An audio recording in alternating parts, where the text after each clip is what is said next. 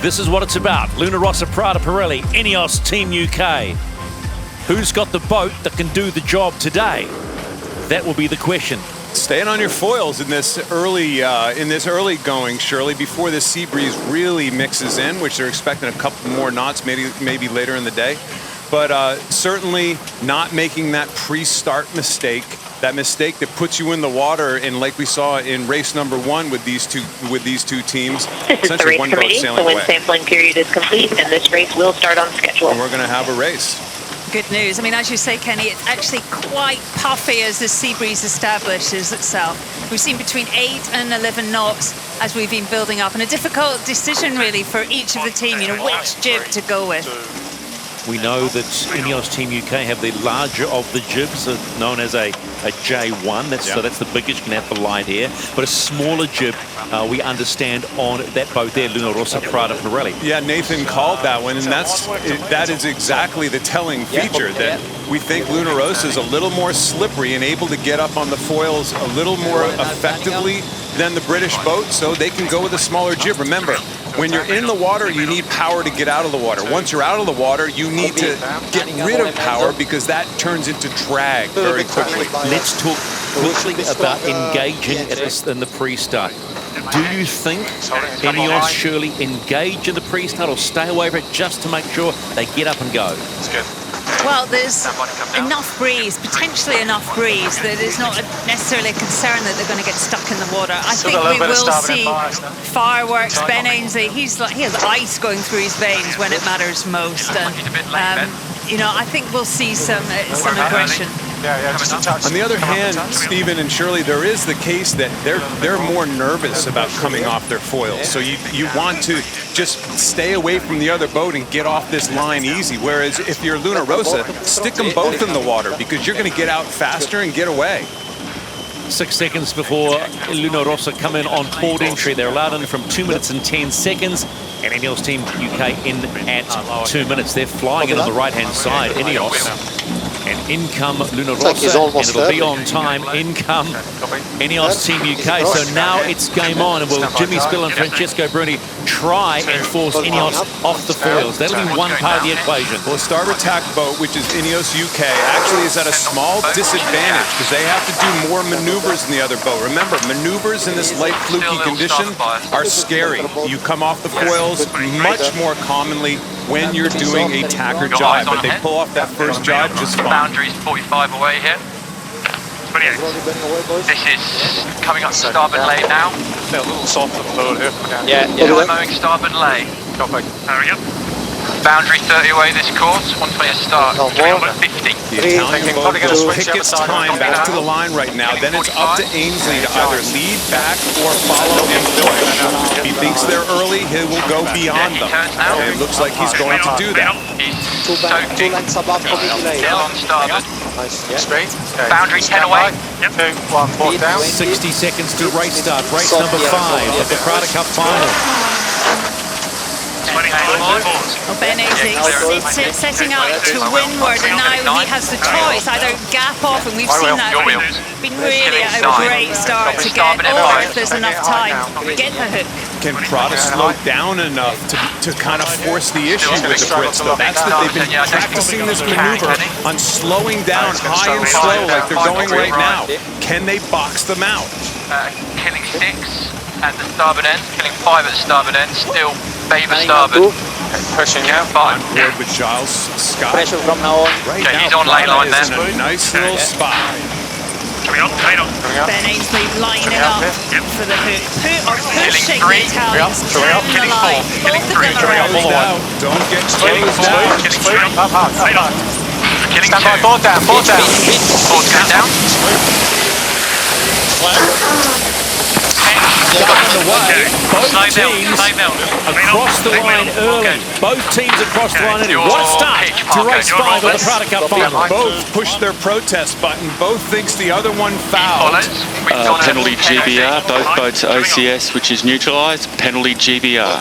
Wow, both boats OCS, Shirley. That means both were over early, but that was neutralised because they say they went even. All of a sudden, the British have a penalty for either windward lured, barging, whatever you might call it. There were probably any number of different fouls right there. Well, I'm sure we'll see it again, but it looks like the British tried to squeeze in the space that wasn't there. Okay, going board. The bottom line is they're going to have to get behind the other boat, Stephen, right now. My wheel here, my wheel here. They're going to get off of their penalty by getting behind the other boat, and they have. Good pressure still inside right. Board down. Go. Bring up. 30 knots. Making high now. Working up. Building. Okay, Yeah, 31 knots. Your wheel. My wheel. Your wheel. Another penalty. Nice. Are we going to play across here? Yeah, no, he's Complaining about this. There should be another penalty because they got an advantage out of it. I think he's actually got a case. Good more pressure coming in. Yeah, good angle there. We'll keep this. Your trap, GB. My trav. He's matching angle. He's now slowly coming up. Come up a couple here. Coming up. Up a couple. Yeah, that's fine. No This is the umpire. This is the umpire. GBR gained an advantage. GBR has to get 50 metres behind Italy. Oh, he's giving us another penalty. Let's take it with the tag, I think. Then back to the boundary. Stand by. My pitch. So Jimmy Spittle gets the protest. He wants another penalty for INEOS Team UK on this first leg of Prada Cup. Race number 5 in the finals. He talked it through. Shirley, Jimmy Spittle was the commentator there. He wasn't talking to his crew. He was talking to the jury members, actually explaining what was going on during those maneuvers. Yeah, umpires, you Let's go up into the sky now. Let's just watch it again. This is where it came in. Yeah, this is a tough spot. The Prada boat did such a good job going high and slow, and really the judges decided it was either windward lured or stuffing the way into a spot that they weren't allowed to go. They have to avoid a collision, both boats, but that was close. Jimmy Spittle also made it look like there potentially was a gap. Teased him to come in there. Still a penalty on the You are to slow your VMG to do the penalty. This still has to do with the penalty off the starting line. On the wind now. Come on, we're behind him, Richard. What do you want, mate? GBR, you have 10 metres to drop. Pressure's building in 10. 10 metres. You still have to drop so fast more here. Yeah, happy my wheel here if you want. You hear the frustration and asking what do you want us to do? Penalty still on, shouldn't be too far away before that penalty is dropped off. Let's go high to the sky. We welcome another Olympic gold medalist. Main swimmer for American Magic, Paul Goodison. High in the sky. What are you seeing? Penalty What do you clear, make of the start? Oh, what a start that was. The Italians did a great job there, just holding high, really putting the pressure on the space of the windward end. And now it just looks like it's hard to scrub the penalty. Every time Ben tries to lose the penalty, ends up further right in more pressure and makes a gain. So I think now the penalty should be gone, but some of the course is looking really strong. Always seems to be a little bit more pressure over here. Still hasn't scrubbed the penalty, Goody. It's unbelievable that. But the good news there is INEOS isn't going slow, because if you can't scrub a penalty, that means you're actually got pretty good pace. So I guess that there is an upside to it. And there's finally up. I think a lot of that is to do with the geometry of the course. Each time you step right, you kind of parallel in the course and not making your way up there. And Rossa did a good job there. Good pressure right if we want to double up. He'll go in, so he'll go one and in right. Suffering a number of penalties on this very first leg of race number 5, INEOS Team UK are well in this race. It's once again turned to attacking duel, and those grinders will be working overtime today. It's only 14 back to ley line, so it's painful. Going straight here, get a ley line. Keeping it quick.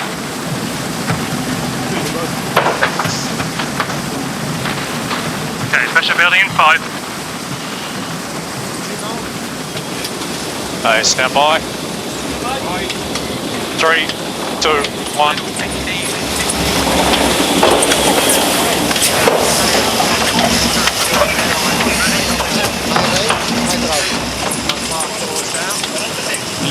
Rossa, Prada Pirelli, the team that has a 4-0 lead in this Prada Cup final, are first through the top gate. But there's not much in this one. Both these boats performing well in lighter air today on course number E. Around go Rossa, Prada Pirelli, but right on their tail are INEOS Team UK. My wheel. Nice pressure bearing away in 3, in Ben Ainsley, Giles Scott get them around the top gate, and they're just 15 seconds behind. Nothing in this. Early jive So not on, Nathan, unfortunately. before the start, we were watching for a while, and we watched the Prada group practice kind of a high and slow mode with both boards down that they could get down to 17 or 18 knots. So for all of us laymen in our boats at home, that's like luffing before the start, like luffing up. But in these boats, you want to slow down yet not come off the foils. That's exactly what they did in the pre-start, isn't it? Yeah, we'll go just before it. Yeah, Ken, you're exactly right. They did a great job in that pre-start of jiving onto the windward ley line and being able to sail up high and slow.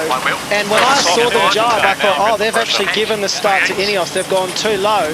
But by able to be sailing that high slow mode coming back to the start, they kind of suckered Ben into coming in saying, hey, look, we're not laying, come on in, and then last minute shut the door and draw the penalty. If they didn't get the penalty there, Ben would have won the right-hand side. It was all about winning the windward end of that line and getting out to the right-hand side. Paul Goodison was giving us that information before the start about the right-hand side having more breeze than the left. And I think Prada absolutely nailed that start, drawed the penalty, and now INEOS have really got a tough job of trying to get back into this race. Nathan, can you see any options on this leg for INEOS? Well, the option for INEOS is really working out how they can get to the right-hand side of Luna Rossa.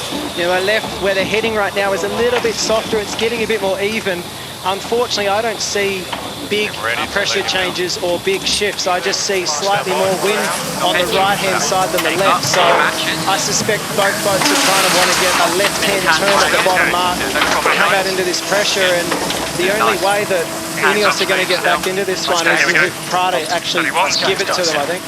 Goody, we're watching the data on the screen, and INEOS is actually coming into them a little bit here. Is that just they're sailing into lighter pressure on the Italian boat, or are they looking pretty quick? We'll set up for one and both boats are looking quite similar speed at the moment. It just looks like INEOS are able to sail a click lower. They did a real nice job of exiting the dive at a slightly lower angle, and Prada just look like they're coming up to their line. It's going to be really interesting here again at the bottom mark. I think the right-hand side of the course has more pressure. It's going to be a real battle. Whoever gets further to the right of the other boat, I think, will make a gain each time. Let's go on board INEOS Team UK. They are hunting on the jive for boundary. Little lighter on the way back, so pretty much a boundary jive here. Yep. Nice, put that down a couple. That's there. Little light spot coming. Yeah, no lower than that for now. Okay. Ley line. Seconds set up. 12. My pitch. Ready? 2, 1, all down. Turn it. He goes.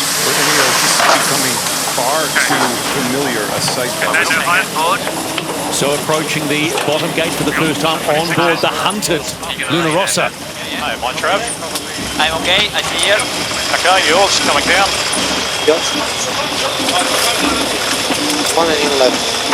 Copy, 2 back from the back. Yeah. 1 and in, it seems pretty relaxed up in Luna Rossa. Gunning him up. He's into our mark too, so we're good. 3, 2, 1. Approaching the bottom gate for the first time to complete leg 2 of 6 in race 5 of the Prada Cup finals out on course number E. And it will be Luna Rossa, Prada Pirelli, in and around the bottom gate for the first time. They were listening to Paul Goodison. Even though they were laying the gate, they actually did a jive to get off to the right-hand side of the course. Very interesting and well done. Okay. Turning up. Not too far behind our INEOS Team UK. It was 15 seconds at the top gate. It's 20 seconds at the bottom gate. Despite the fact we saw on that downwind leg, they had superior speed at one point. Going to him. We go early on it. Have to do struggling here big time. Yep. He's tacked. He's got a boundary there. Okay, main on. There we go, push coming on. Pretty funky in here.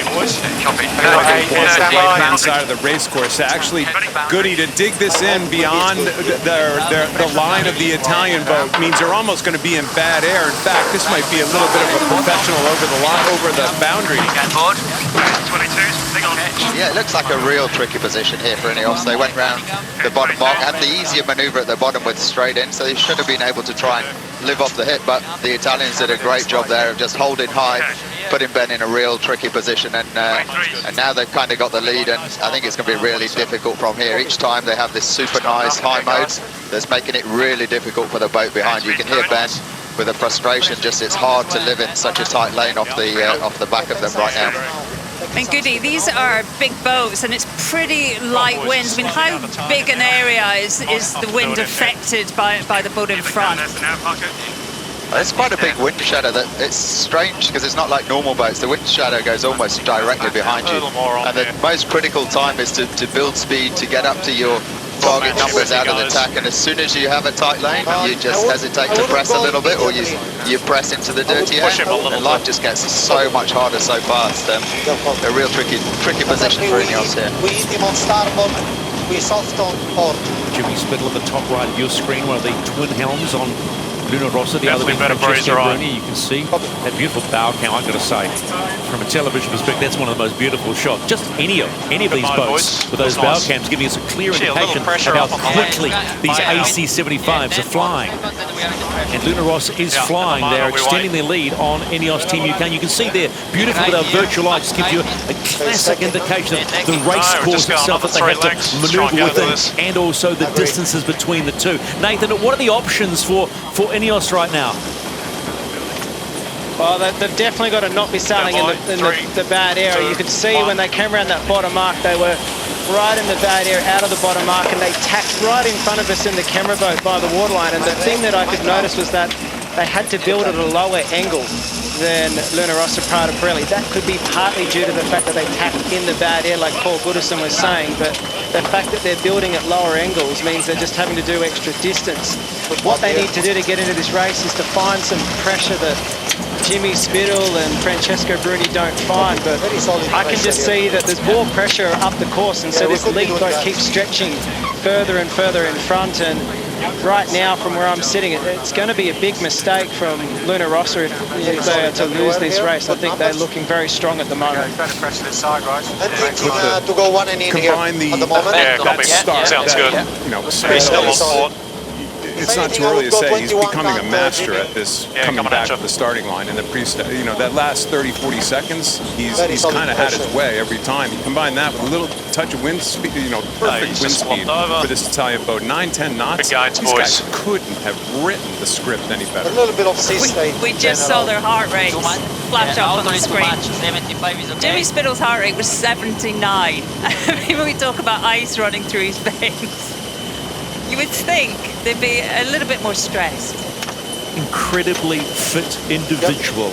We know he loves boxing. He's boxing on a daily basis in Auckland to maintain his fitness.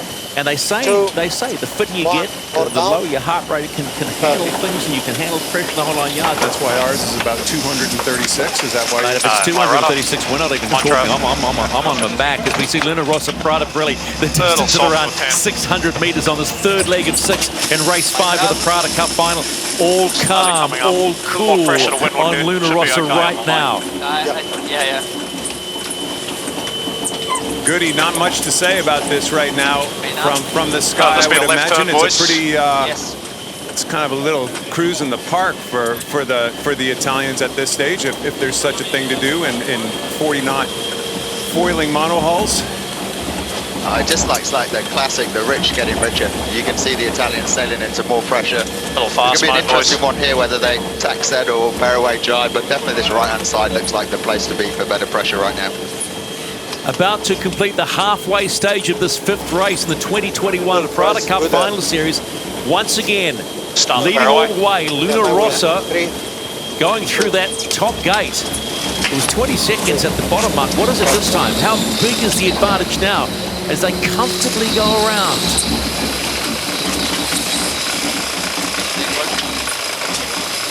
It's going to stretch right out. You can see where INEOS Team UK are. Still okay here, now no taking rush. back towards the gate. That's on the right. Stand by. Luna Rossa is quite wave, and we'll see at the bottom mark. Pressure on it. 3. What a stretch on this leg. And It's certainly, as Goody said, Shirley, the rich getting richer in this one, no question. A little more breeze at the top of the race course. You sail into it now.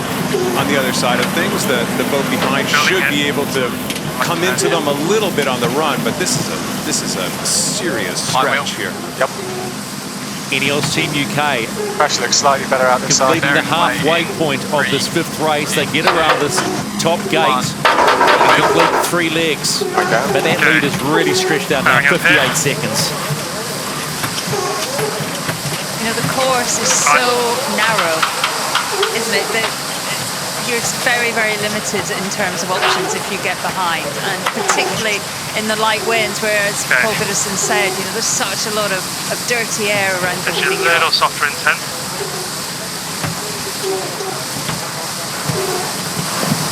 Boundary 25 away. We're just looking at their VMG here. The British boat is always, you know, a click or two better all the way down the downwind leg. Yeah, more breeze at the top of the course, most likely. Maybe a quicker boat, but for sure it seems like they're not slow downwind, no question about it.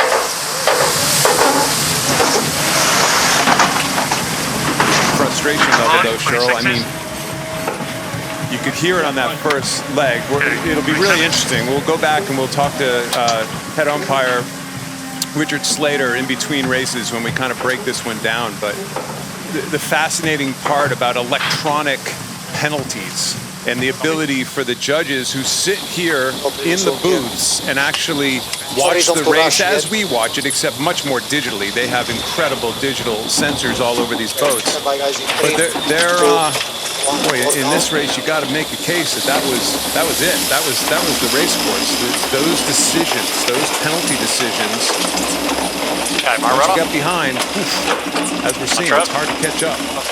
Nice, boys. And when you think about that start, while we are on board Luna Rossa, Bruni and Spittle had the bit between the teeth. They were basically, you could see it from a novice perspective. They were never going to give way. But the beauty is they did what they practiced in the pre-start. They practiced a maneuver we had never really seen before. And like I said, if you're home in your 30-footer on your beer can series, to slow down before the start, you go ahead to win. But we've never seen that before because these guys are really careful about coming off the foils. They practiced the maneuver that I personally hadn't seen before, and it worked. And that's really what's won them the race so far. Both teams have been out really long hours the last 3 days. And I said to Levy Bill from INEOS, you know, have you done 1,000 pre-starts? He said, yeah, and the rest. 1,000 pre-starts, 1,000 tacks. And for sure, the Italians have been perfecting that move. Well, it just brings out the old practice makes perfect, doesn't it? And right now, they haven't put a foot wrong, Luna Rossa, as they approach the bottom gate to complete the 4th leg of 6. And as you can see, that gap has really, well, it hasn't blown out, it's just a big gap.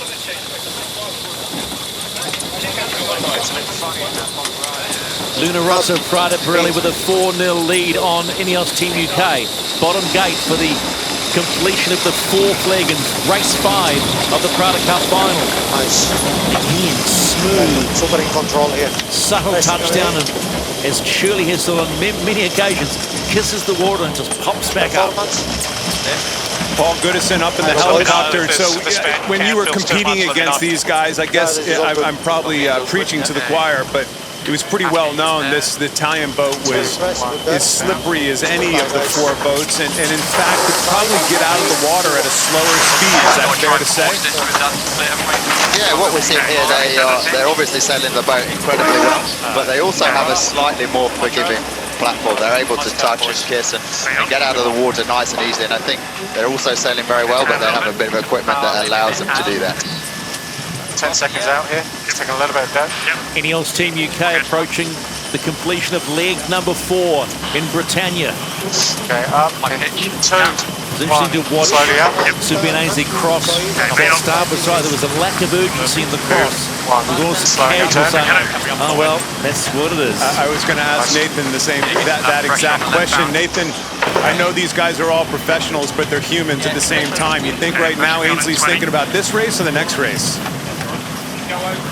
Well, it's a great question. As you say, you know, us sailors, we're all humans. We all have emotions. We try to keep the emotion out of the racing as much as we can, but you can hear the emotion and the frustration on that first upwind, and you can see the body language is.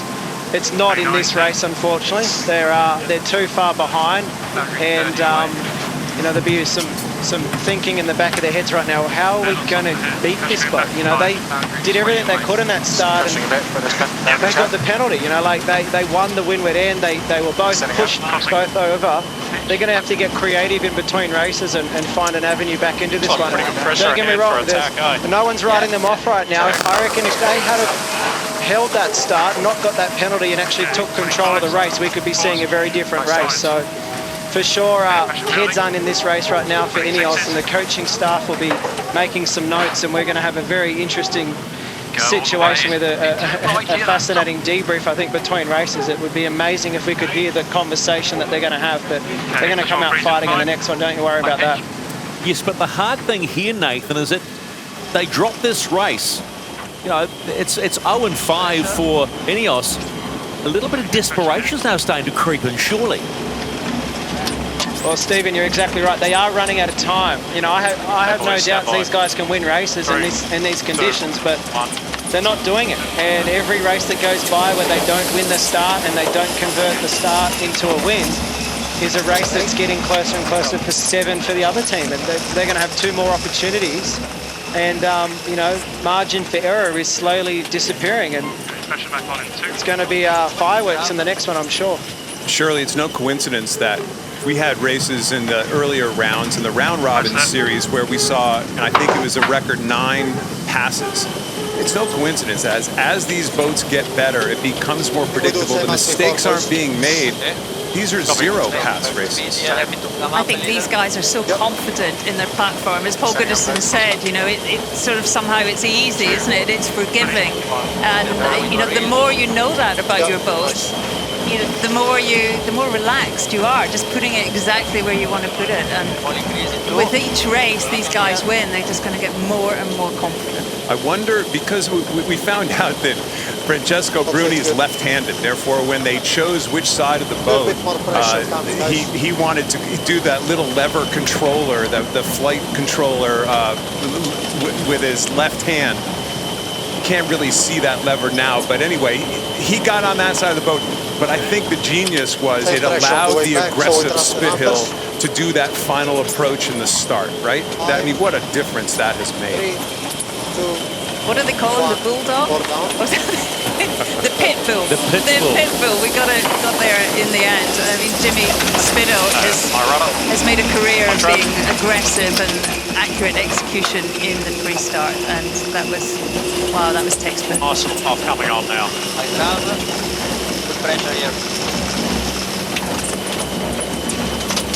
Okay, slowly coming on now. Yeah, It makes a wonderful sight on the Hauraki Gulf. The spectator, please, you look at our virtual eye bound, you're giving you a perfect view of what this course left is boys. and faces these boats every time. They're going to have to do it again in race number 6. And the challenger of record, well, there'll be a lot of smiles back at base right now because they haven't put a foot wrong. They were strong at the start and they are strong in the race. And they head to the top gate for the last time. 5 legs done for Rossa, and they're heading on the homeward leg. And they will make it, barring tragedy, barring anything, they will go to a 5-0 lead in this Prada Cup final.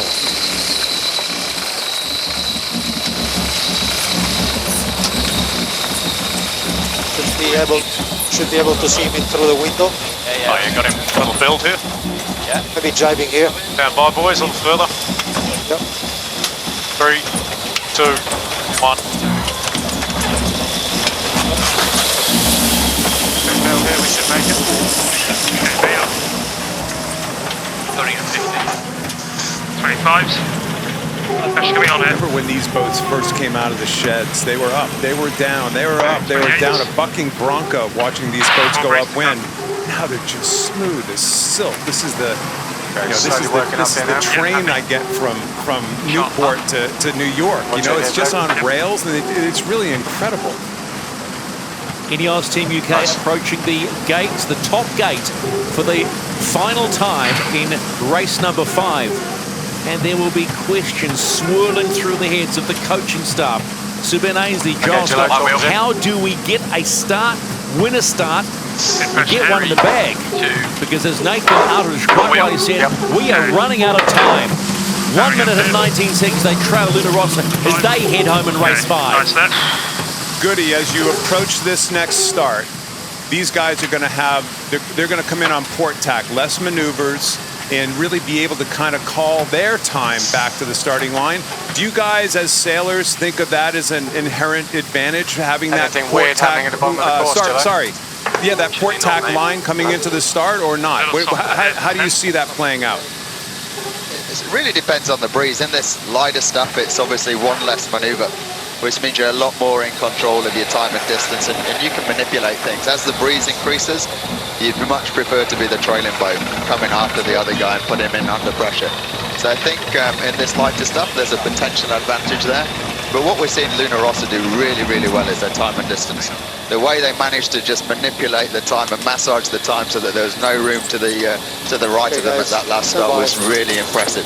And again, that comes down from some really nice software, and also being able to manage your boat really well and manage the speed and accelerate at the right time. So quite impressive what we're watching right now. Paul Goodison up in the helicopter watching the racing with us today. Welcome to the team, and thank you for your comments. Let's just go on board for a moment. Luna Rossa heading towards the finish in race 5 at the Prada Cup final. We got one of them, boys. They have again sailed flawlessly. Slick comes to mind, because they haven't put a foot wrong. They were tough at the start. They basically bullied in many ways in INEOS Team UK, and they have dominated from the get-go. If you go back over all 5 races, they haven't trailed once. I like the onboard comments by Spithill straight to Richard Slater saying, hey, how about that? Essentially saying that was a professional foul, man. You got to hit him again, and he hit him again.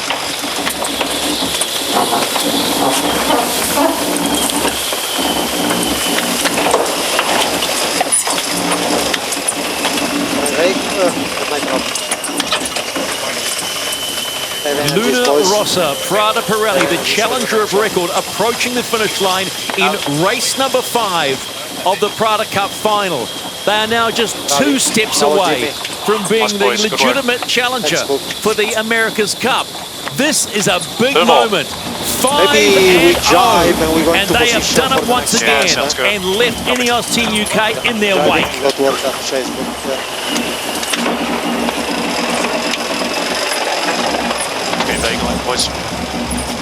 But how relaxed are they?